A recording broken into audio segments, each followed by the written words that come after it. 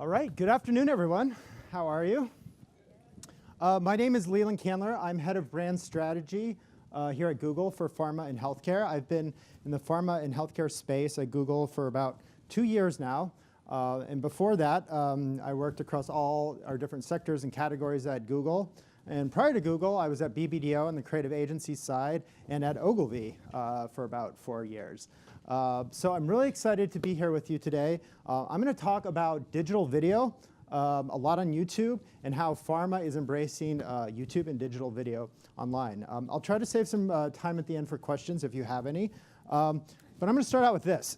Does anyone remember this when you walked into a classroom and you saw this and you're like, yes, we're going to watch a lot of videos today. So I have a lot of videos for you today, a lot in category, some out of category, because again, with healthcare, we have a lot of constraints that other categories don't have, so that in order to really up-level what we do creatively, sometimes it pays to look outside the category to see what others are doing and figure out how can we pull that into healthcare and really elevate our creative.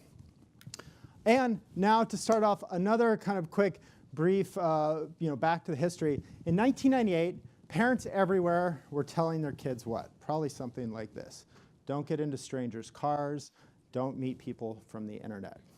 Let's fast forward 2 decades to 2018, and we literally summon strangers from the internet to get into their cars. It's really amazing how over the course of 2 decades, technology has changed our behavior, what we're comfortable with, so on and so on. And even The Economist, this is back in 2005, they ran this cover, Power at Last, How the Internet Means the Consumer Really is King and Queen. And I would argue if they were to redo this cover today, it would probably look something like this. You know, put away those antiquated mice, and we all have smartphones. We all have tablets with us all the time. We know that we have the world at our fingertips. So a lot has evolved when it comes to technology, what we're used to, and that's the case for video too. As I was preparing this presentation, I was interested to just kind of look at the evolution of video advertising over the many decades. And this here on the left, this is the first TV ad that ever ran. It was in 1941. It ran during a Brooklyn Dodgers game. Here it is. Let me play it for you. You get sound? You don't really need sound. It's basically a glorified banner ad that ran, and it's really amazing how much has evolved since then. And as you can see in the middle there, Google acquired YouTube in 2005, and in 2008, that's when we started monetizing YouTube, where we ran pre-roll ads before content. This was one of the first pre-roll ads. It won a Cannes Lion that year. I'm just kidding, it did. We've obviously evolved a lot since then. And then in early 2009 is when we started our skippable format. And if you're not familiar with that, if you go to YouTube, it says you can skip this ad in 5, 4, 3, 2, 1. We call that TrueView. It's a skippable format. That's really crucial, and I'm going to refer a lot to that today because it's really acclimated users and consumers to really decide if a piece of video content is relevant to them in the first 5 seconds. And this is as important for pharma as it is any other category. So I'm going to be hitting on this when we talk about best practices in video advertising. All right, so let's kind of back up now and take a macro view of just the US and how adults spend their day. As you can see here, roughly on average around 7 hours of sleep, non-work activity around 6 hours, work and education 8 hours. We spend a little over 11 hours with media and consumer tech activity, which is just amazing. And for those kind of sharp math geeks out there, you'll see these numbers don't add up. That's obviously because sometimes we're doing more than one thing at once, which is fine. But what I want to dive into here is this media and tech activity, specifically video. We as US adults spend an average of 5.5 hours with video per day. And that's not all online, that's offline and online, but that just shows the amount of time that we give to video, its importance. And its importance online is growing and growing. If there's one thing to take away, we're past midday when it comes to streaming video across all ages. In the US alone, this year, 228 million people are streaming video, and that's roughly 70% of our population. So again, this is where we're at, and these trend lines are only going up. And when it comes to YouTube, our viewership is growing across all demos. And a lot of the questions I get from the clients I work with is, YouTube is great, my daughter, my son loves it, but it seems like it's more for kind of the younger generations. And especially as a pharma company, when sometimes our demos are 45, 55 plus, I don't really think that's a platform where my patients are on. When in fact, YouTube is a platform that serves all generations. And we're seeing our fastest growing year-over-year watch time coming from these demos 45 plus. So with that, I want to debunk a couple myths that when it comes to online video and YouTube in particular. This is myth number one. I think the perception is that YouTube is all about teens and tweens and millennials. So you see here, this is from VidCon. If you're not familiar with what VidCon is, it happens every year in Anaheim, California. It's where fans from YouTube fans come together to meet their top YouTube creators. It's a lot of screaming, it's a lot of kids. If you don't like Times Square, you would definitely not like that.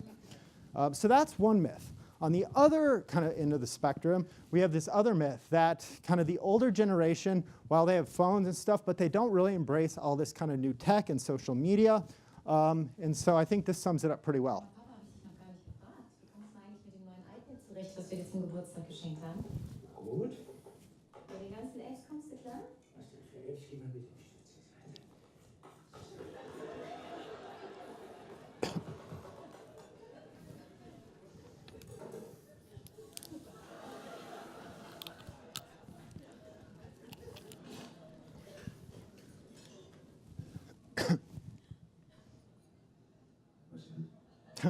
All right, so that's from a German sketch show. Who knows what they're saying, but we can see what they're doing there. And again, these are the two kind of on either side of the equation, the two myths when it comes to online streaming and YouTube. And I will say, yes, while there's pockets that this is true, unequivocally across the board, these are both false. In fact, YouTube is a vast and wide community. And if you look at our community here, we hit all generations, Gen Z, Gen Y, Gen X, and baby boomers.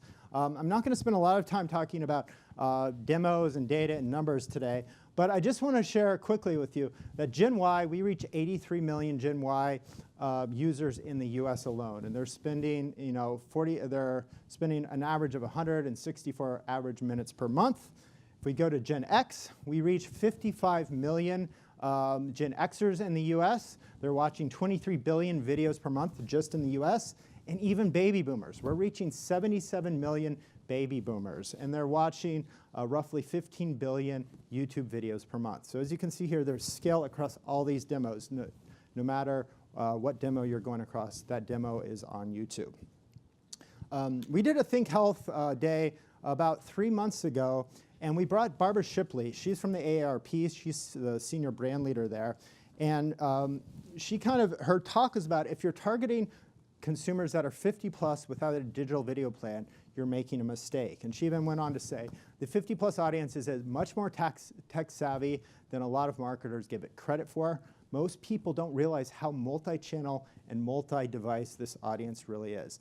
And I would definitely encourage you to take a look at the AARP channel. It's full of video and content that speak to this older demo, especially online. If you're looking for inspiration about how do I develop content that kind of really speaks and engages that older audience, the AARP channel is definitely a great place to start. All right, so with that, let's get back to YouTube. YouTube is many things to many people, but one of the things it is it's a go-to health resource. And in fact, 56% of patients research a health concern directly on YouTube. And you might be asking, all right, people are also looking at search. Why would someone go to search versus YouTube or video? And what we found is that the general population, beside, bigger than just healthcare, they find watching a video, it's more effective than reading text when they want information quickly. And in this GIF up here, some of you may remember this. This was from Lowe's. It was called Fix and Six. Came out several years ago. It actually started on Vine, and then they moved it over to YouTube. But this was 6-second video vignettes that they put online. And what was interesting about this is they had all these FAQs buried on their site in text, like how do I fix or pull out a broken or a stripped screw, or how do I remove a broken light bulb. And people weren't finding it, or just people didn't find it very engaging and useful. So they pulled these out and they turned it into stop motion video and they promoted it out. And this really, they found that the engagement with these videos was about 15 times higher than people reading it in text. And when we come to kind of healthcare and patients, the #1 reason patients find video effective is they want to see how a treatment helps their body. There's a host of other reasons, but it's one thing to read about how a treatment helps their body. It's another thing to actually see it and see other patients, what they go through, hear from them. It's very authentic media. So this is why patients are kind of gravitating to video in addition to YouTube search. And I think to help bring this to context, we pulled a video together that does a really good job of kind of demonstrating how are patients, how are caregivers, how are people looking to lend their support, how are they using YouTube as a platform. So let me play that for you here. I've been doing a lot of research, and there's actually a couple like YouTubers that I found that also have this disorder. I do struggle like you guys struggle, and I try to make myself positive and happy so that you guys can also feel the positivity. So, what the stuff is? I was just diagnosed with it. What no woman ever wants to hear. You have breast cancer. I'm positive. Pancreatic liver cancer, stage 4. A lot of people have asked me to share my diagnosis. But there's no way for me to even articulate what you guys have done for me. I'm gonna do a video today about a better life.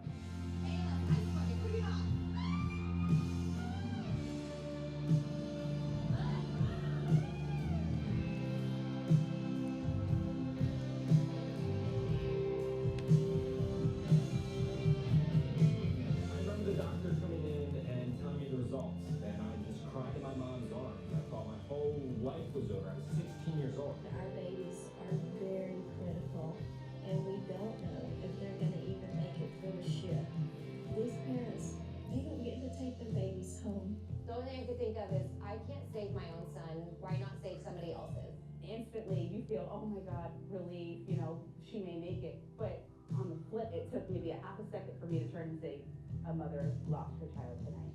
I have aplastic anemia, which is a severe bone marrow disorder.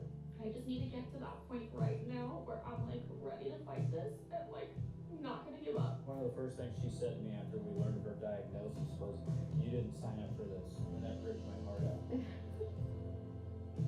last medicine? It is my last medicine.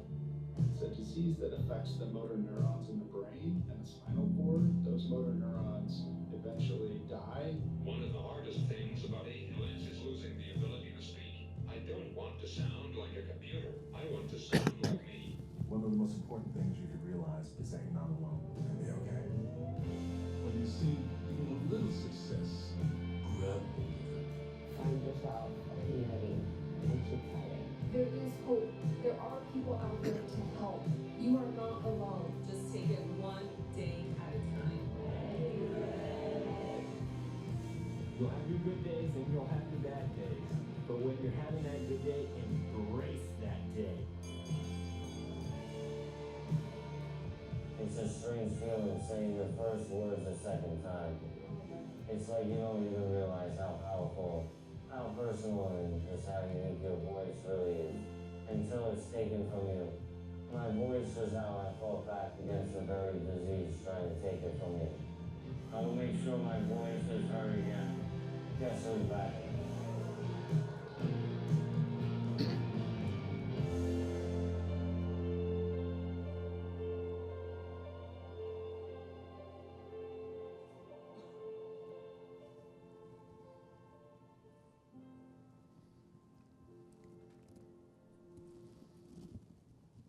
So that video always kind of gets me when I watch it, but important to remember, of all those billions of searches that are happening when it relates to healthcare, both on YouTube and Google search. And by the way, all those videos were pulled from YouTube.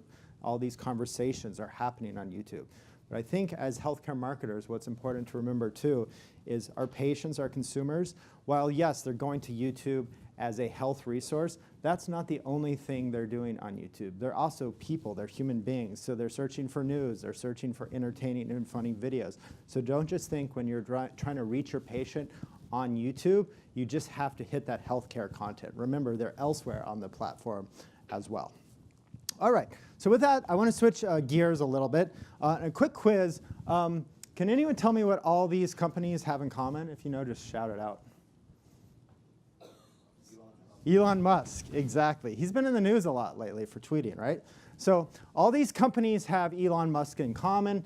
And the reason why I'm sharing this with you is I think actually Lori mentioned it in the last session, that sometimes we have to look beyond healthcare to understand what are kind of some of the best practices when it comes to creative and developing creative.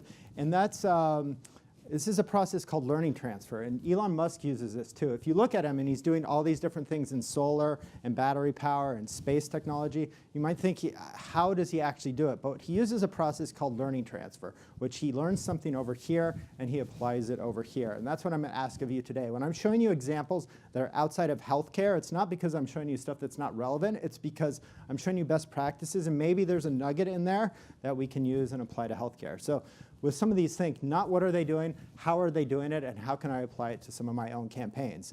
And with that, I want to show you an example from Kmart.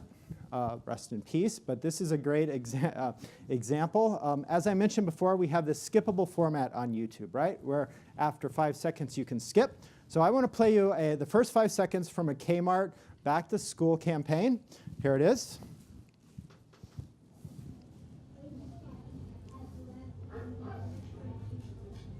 So that's 5 seconds, right? This is where you could skip. Show of hands, who here would skip this? Please. All right, pretty much, yeah, probably 98 to 100% of the room. I'm curious, why would you skip it? Just shout it out. There's no wrong answer. There's no right answer. It's personal. It's an ad, not what I wanted. It's an ad, right? What signaled to you that it was an ad? Logo. The logo, right? That huge Kmart logo. Anyone else? What's in it for you? Relevance? Sorry, what was that? Yeah, all these. Like, there's no hook. There was nothing to pull you in. And as I mentioned before, as consumers today, we are bombarded with 2,000 to 4,000 messages per day, both online and offline. So mentally, we have to filter out what's relevant or not to us. You have a short window to really grab someone's attention. This really doesn't do it. You just see people walking from the waist down. It's a big logo that screams, this is an ad, I'm going to sell you something. There's nothing to pull you in and hook you. Well, Kmart, what was unfortunate, this video is actually pretty good. Kmart partnered with YouTube influencers, and they did a music video that incorporated all their products. But the unfortunate thing is a lot of people didn't even get to that point because they skipped and went on to the next thing. Well, they learned their lesson, and through using Google Analytics tools, and this is a couple years ago, they developed the follow-up to this, and they got right to the point really quickly. Let me play you a clip from that second campaign they did. Here it is.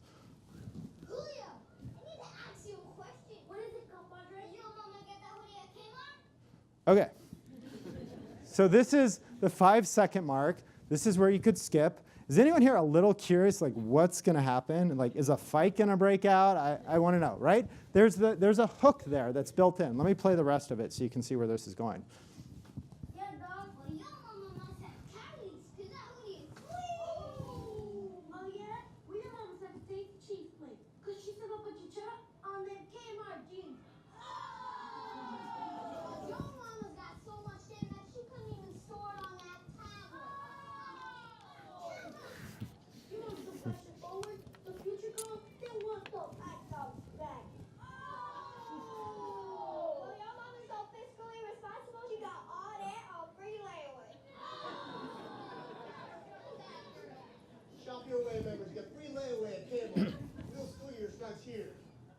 So right, this is an ad, just like the first one was an ad. They obviously got right to the point early. There was a hook to bring you in. They actually mentioned Kmart in the first 5 seconds, but it was done in an organic way. It was weaved into the story versus being kind of shoehorned in with a big logo. And these are all seemingly executional things, but we've done a lot of research, and we found some of these small executional things actually have a big, oversized impact on how well your creative and thus your campaign can perform. And I'm going to talk a little bit about that today. So with the time I have left, I want to really touch on 3 things. The first is the journey that we've been on here at Google to really uncover what does creative effectiveness mean and what does it mean on a platform like YouTube and online video. And then I want to share with you 4 overarching principles we found when it comes to creative on YouTube. And then last, how do you engage? How do you actually create these engaging experiences that get people to want to choose and watch your content? And again, this could fill up a whole day, so this is a very abridged portion of it. But let's start off with the journey. The first thing I want to mention is this idea of dog fooding. Dog fooding is a tech industry term. If you're not familiar with it, it means eat your own dog food before you serve it up to others. And when we have a new version of Chrome or Android or Gmail here, they release it to the internal employees and we get to play around with it. And it's usually a little buggy, but that's the point. Let's get the bugs out before we kind of push it out to the wider population. And they do that on the engineering side. And we thought, why can't we do that on the advertising and marketing side? Why can't we test things out in real time and improve upon them? So that was kind of where we started. We were also inspired by this quote from Jim Stengel. He's a former CMO of Procter & Gamble. And he said, if you want to know how the lion hunts, don't go to the zoo, right? And the zoo is a synthetic environment. You have to go out in the wild. And with the tools that we have in digital now, you can put your campaigns and work out and in real time in front of your real patients and real consumers. You can see how it performs and you can make tweaks. And obviously in healthcare where you have much longer lead times and med legal review, that can be a bit tougher than other industries. But if you bake that in from the upfront and you kind of make that an organizational process, it becomes much easier to do. And that's what a lot of other industries are doing. So what did we do? A couple years ago, we started doing some of our own early A/B tests. We were just curious, what performed better? This was one of the early A/B tests we did. On the left, that's Charlie. He's on our creative agency team. We filmed him in front of a brick wall, staring right at camera, and he does nothing but blink, drink coffee, and that's it. And on the right, that's a shot from this building facing south. We put both of these videos on YouTube, and we were curious, what kind of moved the needle more as far as getting people to choose to watch versus choose to skip? So who here thinks Charlie performed better as far as people choosing to watch? All right, several people. What about the cityscape view facing south? All right, smart group, yeah. Charlie performed better. He performed 10% better as far as people choosing to watch. People actually chose to watch him. Now, why is that? Probably a little bit of intrigue, right? Something's got to happen. He's got to do more than just stare at the camera. But also, we're social creatures. We like seeing other people on film. We kind of respond to that. And again, these are all directional. We were just trying to get a sense what performed better. The second test we did is this is Claire. She's reading a poem. The first way we shot her is facing directly at the camera. The second way is kind of the 60-minute style interview piece from the side. The one on the left performed better. Again, you probably get a sense of where this is going. She's making direct eye contact with the camera and thus the viewer. It's much easier to kind of engage. And this third one is interesting. We took stock footage there on the left, and then on the right, it was the exact same stock footage, and we roughed it up. As you can see, it's pixelated, it's oversaturated, and we were curious, which one did people gravitate to? And surprisingly, the one on the right that seems a little more lo-fi performed better. And our hypothesis there was there's kind of authenticity baked into that. It feels like a piece of content that maybe a friend or someone else uploaded. It doesn't necessarily feel like I'm going to see an ad I'm going to be sold to. And again, the point here is not to encourage you all to kind of drop these big production shoots and go out and shoot stuff with an iPhone and an Android phone. But the idea here is authenticity, especially on a platform like YouTube, really, really matters. So these were some of the early directional A/B tests we did. I would encourage you all to kind of take and do some of these A/B tests on your own. Sometimes you'll find things that are surprising that you haven't thought of before. So this is where we started on our journey. We also have developed Unskippable Labs. This is run by Ben Jones. He started about a year and a half ago. And this is Google partnering with brands, their media and creative agencies to answer these kind of big overarching questions you have. One of the first Unskippable Labs we did was with Mountain Dew and their agency BBDO. And they wanted to know, how long should my ad be on YouTube?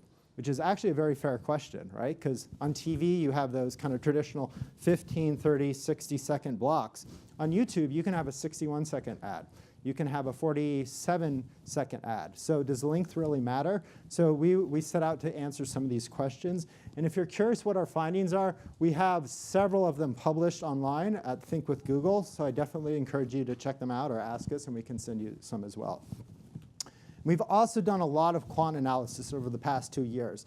We've looked at over 6,000 TrueView ads through machine learning. We've looked at over 1,500 creative attributes and across 16 countries to really try to understand what makes for the best performing ads on YouTube. And we're not trying to turn creativity into a science, but we're trying to understand, are there some common factors? Is there kind of a reset in the way we should think about developing content online? So with that, I want to take you through 4 principles that we found. And the first, which I love coming from the creative agency, and I know there's a lot of creative agency folks here as well, so I love this one, is that creative is serious business. You know, I think a lot of times if you partner or work with Google, you first think of us as a tech company, secondly, maybe a media platform, but we, especially on my team, we really look at the importance of creative and how to bring creative to light. What's interesting about this comes from Nielsen, that 5 to 35% of your return on investment is going to come from media and targeting. But the vast majority, 50, 80% of your return on investment is going to come from creative. So ideally, you get both of these things right, but the point here is don't leave creative to an afterthought. Really kind of think of creative up front with the insights that you derive from media. Also leverage those for creative as well. It's not only Nielsen, it's also McKinsey came out with a study around Cannes where they looked at 200 companies that had outperformed the S&P 500, and they tried to identify what was it that those companies had in common. And they labeled those companies as integrators. And they found that these companies married data and creative better than companies that kind of were not in this subset of integrators. They used data to inform their creative, to inform the insights, to make it contextually relevant. So they embrace this idea of data and creative. And also these companies, these integrators, were 69% more or 68% more often than their peers to do A/B testing. So again, the idea is here is they embrace this idea of test and learn as we go on versus the old way of developing content where you make it perfect. You might put it in front of a research or focus group of 12 people that determines its fate. They found that these companies were really about test and iterate, test and iterate, test and iterate. So that's the number one thing. Creative is serious business. The number 2 thing, which I alluded to earlier, is this idea of building for attention. And what do I mean by this? Think about kind of all the TV ads, if you were kind of to boil it down to a singular story arc for all the TV ads you've seen over the past 2 or 3 decades, it might look something like this for your commercial story arc, where you have the lead in, you have the kind of slow build, you have a climax or big reveal, a place where the brand comes in, you maybe have an offer, and then you have branding at the end. And that's fine when you have a captive audience. It still works really well on TV. But what we found more and more often on YouTube is the story arc looks something like this. It's very nonlinear. We call it this heartbeat approach, where you start on a high note to captivate people, to pull them in. You have kind of these dips, then you have multiple peaks. You have subtle branding cues. So you're not putting that big super logo up front that signals, this is an ad, I'm going to sell something to you. You integrate your brand into the organic conversation of the story. And then you have more content for people that want it. If an ad is relevant, if your drug or your product is relevant to someone, they're likely going to want more information. Do you have that follow-up content ready to go so they can lean in? And to bring this point to life, I want to show you an example from an industry that does this very well. It's media and entertainment. Over the past decade and a half, the movie trailers on YouTube have changed considerably. If you went back to like 2007 or so on YouTube and looked at a movie trailer, the first 5 seconds was that green screen that said this movie is approved for all audiences. The next 5 seconds was like the Universal Studios logo, and then it wasn't until 10 seconds that you actually got to the trailer. Can you imagine 10 seconds online is like an eternity. People are tuning out. So they've been adapting trailers, and now literally they throw you right into the action up front on the trailer. I'm going to show you an example. This is from 10 Cloverfield Lane. And notice that they don't start out with the setup. They throw you right into the tension as a way to grab and hook you. Here it is.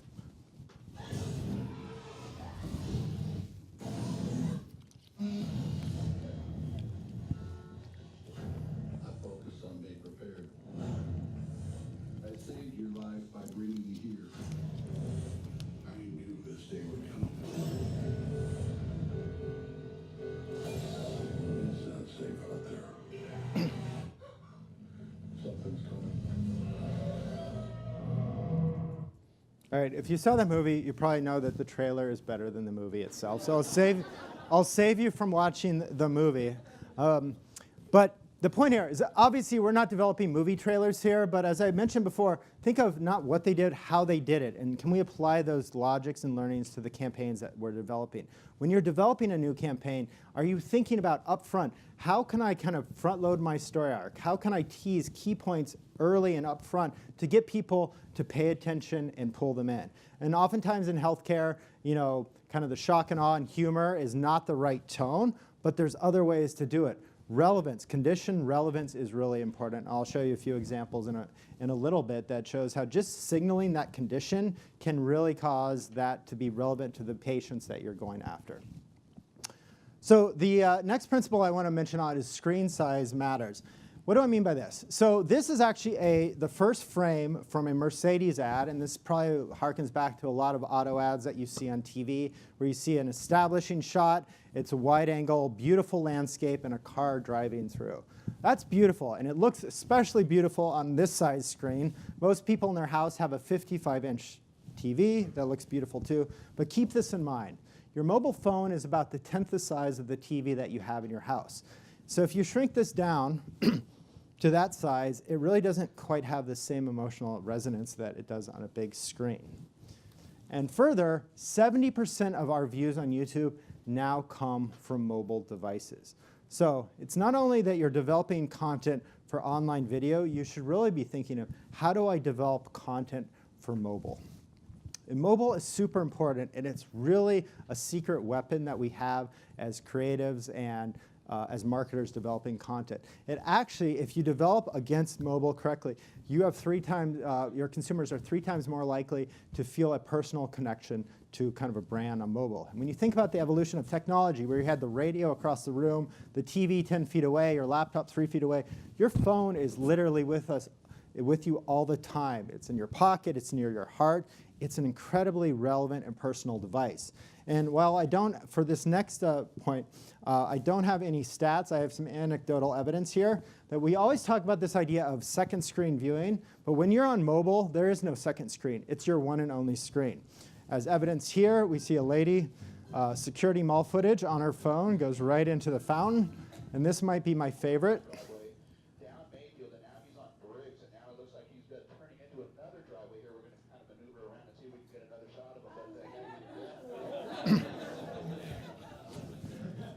So again, anecdotal evidence to show when people are on their phones, they're really glued to what's going on. So how do you develop content for the phone, which I'll get into here in a second.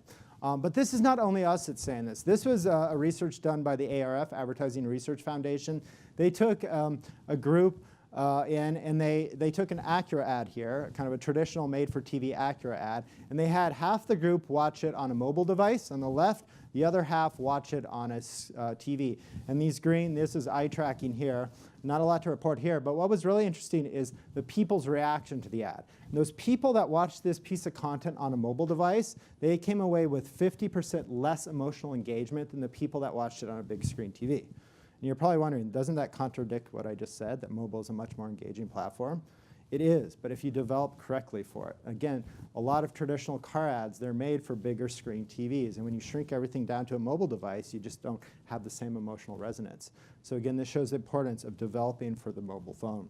We've been working with brands over the last several years to optimize their creative for online and for mobile. This is an example from Neutrogena circa 2016, and then 2017 as we started optimizing their creative for mobile environment, where you have big, clear supers that kind of carry the story forward, big, clear product shots. It's very simple and clean. This campaign on the right actually started mobile first. It performed so well that you've probably seen it all over TV as well. So some of these best practices that are working on mobile can also work on other platforms as well, like TV. And the last thing I'd leave you with here with the mobile piece is, when I was on the creative agency side and we would go watch a final cut or a rough cut, we would go down to the edit studio, which was nice and dark, kind of like it is in here. You have nice food, and you sit down and you watch these cuts on a beautiful big screen. But that's not how your consumers, that's not how your patients are watching. They're out on the street on their mobile phones. The sun is reflecting off their screen. It's noisy out. So I would suggest, as you're reviewing cuts, are you doing the same? Are you taking them outside and watching them in the environment that your consumers and patients are?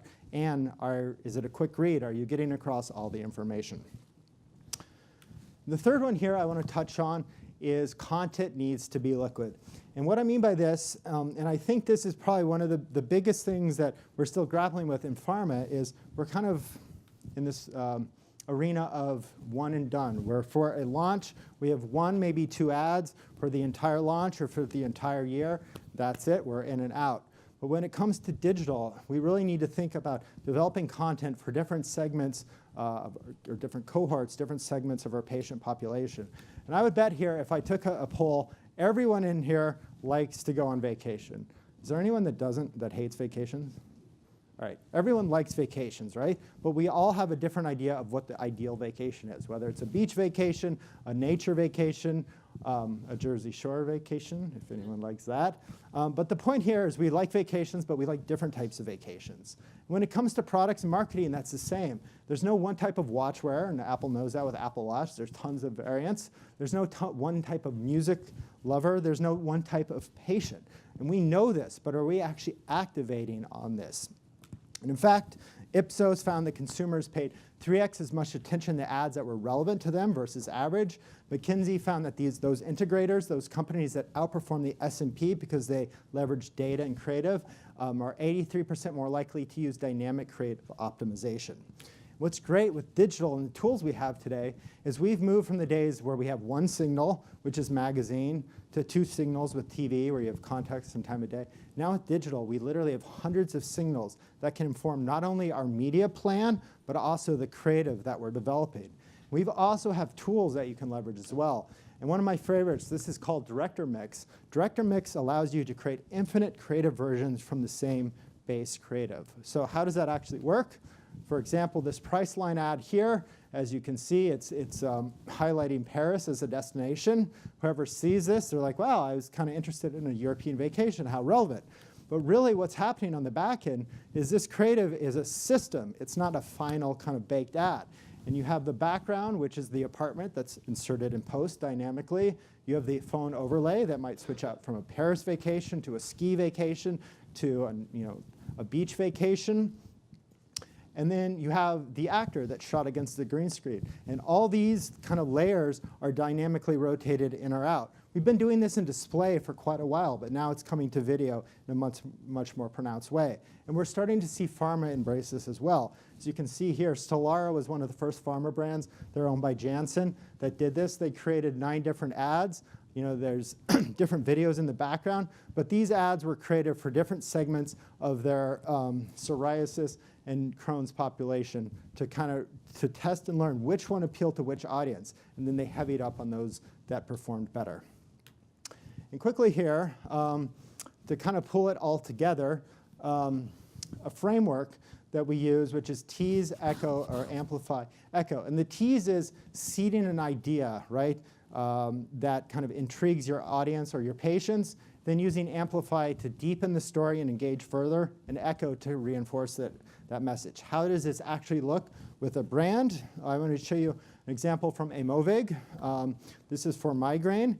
And to tease, they started off with this example here. Migraine is just a headache. Migraine is an excuse. Go on your head. Feel it. Tough it up. Deal with it. You can work through it. I feel validated when I found someone who understood what I was going through. I wasn't just making things up or feeling things that weren't really there. All right, so that was kind of the tease to launch that campaign. And then to amplify that message, they developed 2 30s. I want to play one of them for you here.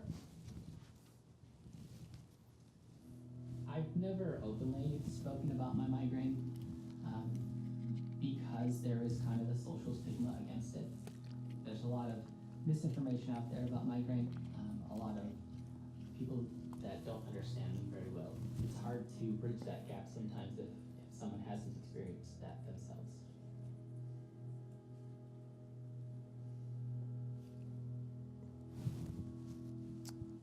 And then to echo, right? After you've been exposed to both the tease and amplify, in different frequencies, how do you kind of, as a reminder, or echo that message with these 6-second ads? 6-second ads, yes, are one of our newest ad formats. And yes, they are being used by pharma, even in sensitive conditions. You probably are asking, how do you kind of, work with ISI and do all that with 6-second ads? We have kind of strategies that are compliant, which kind of is a discussion of in and of itself. But here's 2 examples from a Movig for 6-second ads.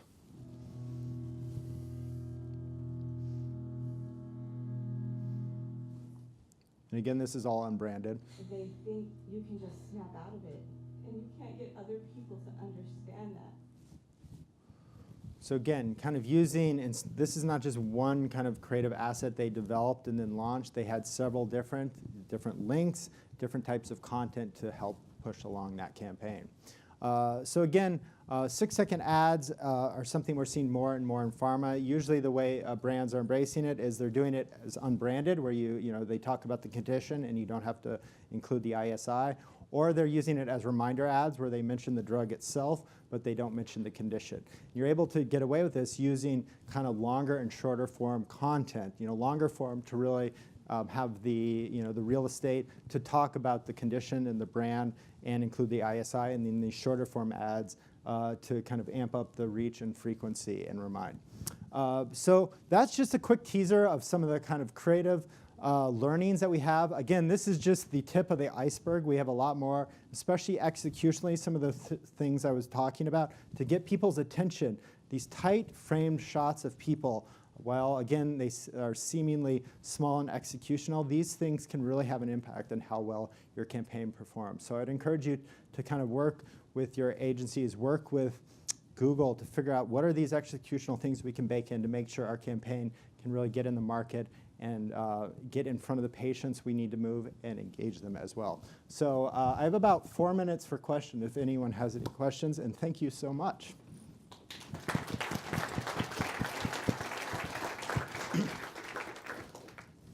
Back there. Hi, thanks. One of the things that's really powerful, sorry? Dave Bishop, I'm with Spark Therapeutics. One of the things that's really powerful, especially in rare disease communities, is around finding people that are like you and sharing stories so you know that your journey is very similar and getting information. How do we think about the content that we're not controlling out there and getting correct information and what is kind of our communal role in that to make sure that people aren't having long diagnosis journeys or asking the wrong questions? I was at a patient ad board last week, and half the people in the room said that when they Googled their disease, they all read a false advertisement that said they were all going to die in 2 years. Yeah, so that is an issue that all open big platforms have, where everyone there are certain limitations. You're able to kind of speak freely and express your kind of opinions, and a lot of times these are opinions. I think there's a huge role for brands, especially when we see it, certain conditions or certain categories where there's no thought leader there. And that's where a brand can come in and really put a stake in the ground as far as giving people the crucial information they need and the accurate information as well. Some categories and conditions do this better than others, but there's a vast amount where we just kind of see these conversations happening, but there's no real kind of concerted thought leader. So again, you can't control what's necessarily happening around you, but you can control what your brand does, and that's where I'd say put a stake in the ground as a thought leader for that certain condition or category. Does that kind of address what you were talking about? Yeah, I mean, it's a large question in general, and it's, yeah. You alluded to legal, medical, and compliance, which is all, this whole piece of user-generated information has always been extremely contentious in this industry. Yeah, no, and again, that's also why, patients sometimes turn to YouTube, where they're going to find information, and support that's outside, normal conventional ways of thinking. You find that a lot in therapeutic areas and stuff like that. But again, a brand can really put that stake in the ground, as we see with a Movig there when it comes to migraine. And as far as we can help you figure out where are these patients and consumers going to look for this type of content, and how can we make sure that your brand is there and in the first place when it comes to giving that information to patients. Yes.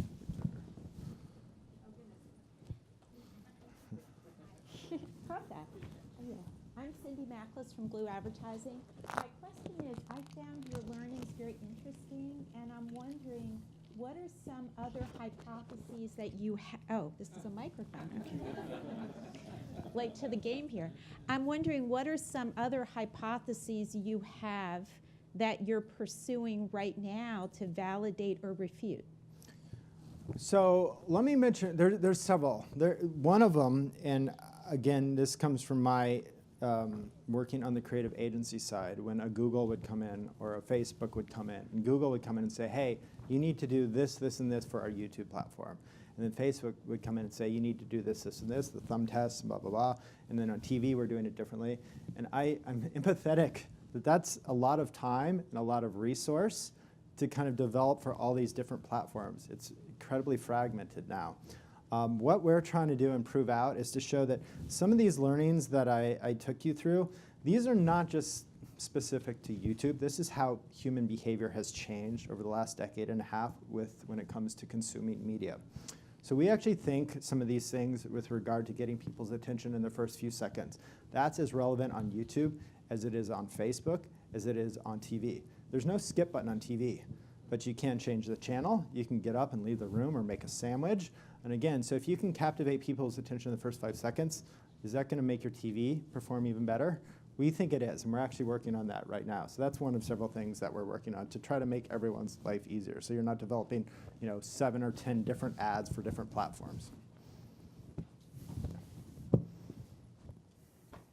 I was actually really excited to see that speaker migraine piece there, because that's my old campaign for my last agency. So I actually was out in LA and shot all those people about 2 years ago. So, oh, nice. And it's good too to see that some of the best practices about people seeing that expression and it being just face on. So, one of the big things with that campaign was it's a talking head, but I think the thing that people might not realize if you really look at it is it's all using real patients and real patient stories, and that's kind of like the key centerpiece of that campaign. So it's very simple interviews, just telling people's real stories. But I think where user-generated content and pharma brands can really kind of make that connection with people is by telling real patient stories within a branded context or even an unbranded context. So at least we've been finding really good success even after that with all the campaigns that we do, depending on what category it is, using real people in that content. So. Yeah, no, I think that's a great point, and I know I'm out of time here, so I'll just end with that. And I think you bring up this idea of authenticity, which is using real patients and having it come across in a way that feels real is really crucial, especially YouTube, which is a platform that grew up with like influencers sitting in their basement or their bedroom talking to camera, and maybe they had 1 follower and then 2 and then 4 and then 8, but that's how this platform grew. It grew with just everyday average people talking to camera. So as brands, if we can replicate that idea of authenticity, that can make your content even more powerful. I guess one more question? Yeah. All right, big throw. How's this? Hello. My name's Amy. I'm with Biolumina. I had a question about the integration and the better integration up front between brand and your content. And sometimes what we're getting feedback on is this going to be a bait and switch scenario where you're getting a consumer sort of like hooked in, but then you're sort of ending it with your logo and your campaign. And I guess my question is, do you have any perspectives on that? And does it really matter if you're talking to the right consumer?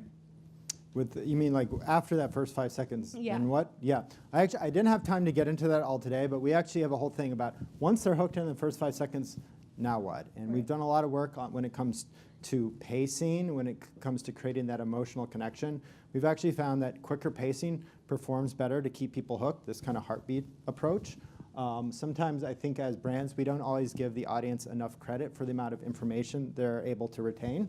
So that's one of the things we've looked at. We've also looked at ways of incorporating calls to action earlier in the spot to kind of gamify it a bit, so people are actually encouraged to watch, to find something, to kind of to do something. What else? I mean, we found just certain kind of, again, breaking the fourth wall can work very well. And by that I mean if people that have watched House of Cards, where occasionally they'll look directly at camera and talk directly to camera, that type of thing, which YouTube influencers do a lot, brands are starting to embrace. So there's a lot of seemingly executional things that we found work very well after that 5 seconds to keep people engaged. Why is that important?